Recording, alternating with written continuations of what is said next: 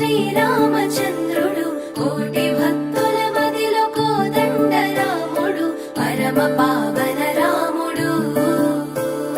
చీకటిని చీల్చిన నింగి సూర్యుడు రావణుని హతమార్చి అయోధ్య రాముడు రామ లక్ష్మణ సీతకు బంటుడై ఉన్నాడు హనుమంతుడు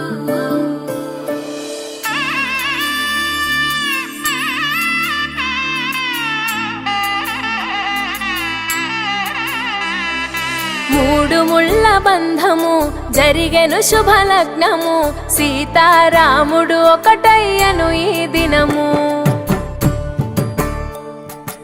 ఏడడుగుల పయనము ఒకరికొకరు సొంతము కలిసి మెలిసి సాగను ఈ జీవితము